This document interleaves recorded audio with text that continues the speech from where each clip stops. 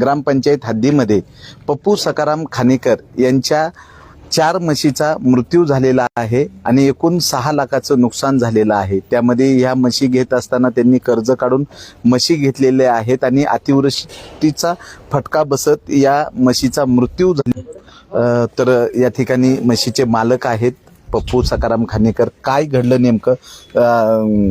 सलग एका दिवसामध्ये 4 म्हशीचा मृत्यू झालेला आहे। संध्याकाळी रात्री दूध वगैरे देऊन चारा वगैरे टाकून म्हशी बसल्या आणि रात्री 2:30च्या दरम्यान अचानक 2 म्हशी मृत्यूमुखी पडल्या। त्यानंतर अभ्यंकर डॉक्टर दुपारपर्यंत 4 वाजेपर्यंत गोट्यामध्ये होते। त्यानंतर म्हशी व्यवस्थित आहे अशी त्यांनी ट्रीटमेंट देऊन सांगितलं आणि त्यानंतर म्हशीच्या साधारणतः 6:30 वाजता धारा काढल्या आणि त्यानंतर सेम त्याच पोझिशनमध्ये 7:30च्या दरम्यान परत 2 म्हशी मृत्यूमुखी पडल्या। आता त्यानुसार त्यांचे काय रिपोर्ट वगैरे देतील ते पुढचा तपास ते करून सांगतो बोलले। मावळामध्ये मोठ्या प्रमाणात पाऊस पडतो, पाऊस कामशेत पासून पुढे मोठ्या प्रमाणात पाऊस असतो, अतिवृष्टीचा फटका बसल्याचं बोललं जाते, काय सांगा?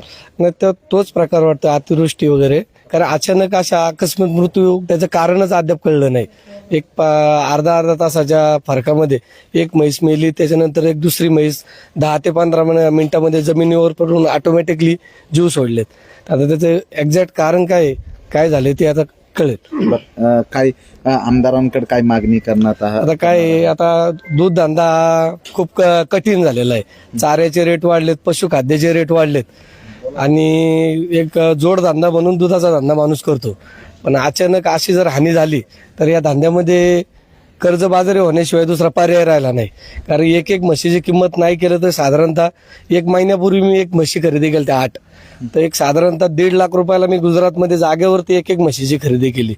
आता हे साधारणतः जवळजवळ 7.5 ते 7 लाखापर्यंत म्हशीचं नुकसान झाले। 1 महिनाच झालेला आहे म्हशी आणून। तर अशी जर शेतकऱ्या वेळ आली तर कर्ज बाजाराशिवाय दुसरा काही पर्याय उरणार नाही आणि लोक दूध धंद्याकडं जर अशी आर्थिक मदत शासनाकडनं मिळाली नाही तर लोक या क्षेत्राकडे सुद्धा कमी प्रमाणात व्यवसायात उतरतील।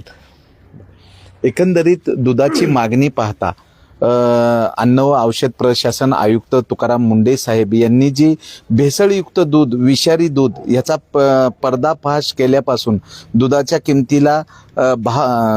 किमती वाढत आहेत, पण या शेतकऱ्याच्या म्हशी अतिवृष्टीचा फटका बसल्यामुळे त्यांना झालेला काय आजार आहे, या आजारामध्ये 4 म्हशीचा मृत्यू झालेला आहे। तर मावळचे तहसीलदार विक्रम देशमुख यांना विनंती करण्यात येत आहे की शेतकऱ्याचं लाखो रुपयाचं नुकसान झालेलं आहे, तर ह्या नुकसान भरपाईचा पंचनामा करून शेतकऱ्याला त्वरित नुकसान भरपाई देण्याची मागणी होत आहे। आणि मावळचे आमदार सुनील शेळके यांनाही सांगण्यात येतं की शेतकरी हा आर्थिक संकटामध्ये आहे आणि त्याला वाचवण्यासाठी प्रशासनाच्या वतीनं त्याच्या म्हशीचा जो मृत्यू झालेला आहे त्याची नुकसान भरपाई देण्यासाठी पुढाकार घेण्याची मागणी होत आहे। तर बघूयात या ठिकाणी जे दुग्ध व्यावसायिक शेतकरी आहेत पप्पू सखाराम खानेकर यांचं जे आर्थिक नुकसान झालेलं आहे, सरकारकडनं लवकरात लवकर त्यांना मदत मिळावी। मावळ 24 तास प्रतिनिधी महादेव वाघमारे, धन्यवाद।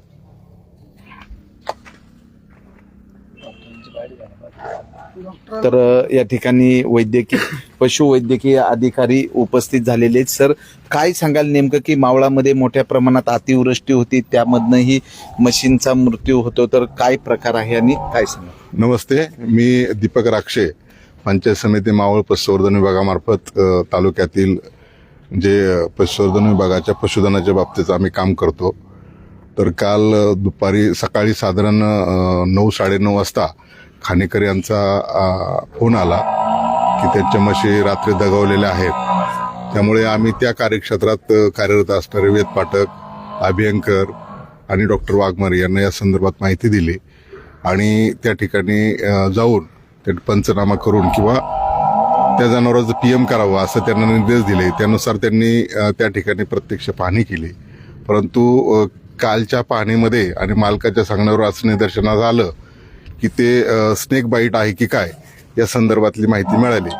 परंतु आदल्या रात्री ज्या 2 म्हशी मेल्यानंतर दुसऱ्या दिवशी 4:30च्या दरम्यान आणखीन 2 म्हशी मेल्याबाबत सदर पशुपालकांनी सांगितलं। त्याच्यामुळं पशुसंवर्धन विभाग अलर्ट झाला आणि सगळी टीम तालुक्यातली जे डॉक्टर मंडळे आहेत या ठिकाणी सगळे उपस्थित झाले आणि याबाबत सगळी पाहणी केली. यासाठी डॉक्टर अभ्यंकर असतील, डॉक्टर वाघमोडे असतील, डॉक्टर वेद पाठक असतील यांनी त्याला ब्लड कलेक्शन केलं, ब्लड सॅम्पलचं कलेक्शन केलं, खाद्य चारा त्याचप्रमाणे जे म्हशी मेलेल्या आहेत त्यांची इयर कट करून जी आपली जिल्ह्याची प्रयोगशाळा आहे त्या प्रयोगशाळेमध्ये निदान करण्यासाठी सगळे साहित्य आपण पाठवलेलं आहे. त्याचं निदान आल्यानंतर हा बॅक्टेरिया आजार आहे की आणखीन दुसरा काय आजार आहे या संदर्भातली माहिती मिळाल्यानंतर सदर शेतकऱ्यांचं आपण आपल्या परीने जे काय पशुसंवर्धन विभागामध्ये प्रोटोकॉल आहे त्या पद्धतीने आपण त्यांना मदत करू आणि त्याचप्रमाणे त्यांच्या गोठ्यात जे 23-25 जनावरं आहेत त्यांना सध्या उपचार करून आपण सगळ्यांना इथं आपली टीम कार्यरत केलेली आहे. बाकीचं नुकसान होऊ नये याची आम्ही पशुसंवर्धन विभागामार्फत काळजी घेत आहोत. तर या गोट्यामध्ये अनेक म्हशी आहेत आणि या म्हशीची योग्य पद्धतीनं काळजी घेतली जात आहे. पण अचानक 4 म्हशींचा जो काही मृत्यू झालेला आहे त्यामुळे या दुग्ध व्यावसायिकाच्या मनाची धाकधूक वाढलेली आहे. तर लवकरात लवकर या दुग्ध व्यावसायिकाला शासकीय मदत देण्याची मागणी होत आहे.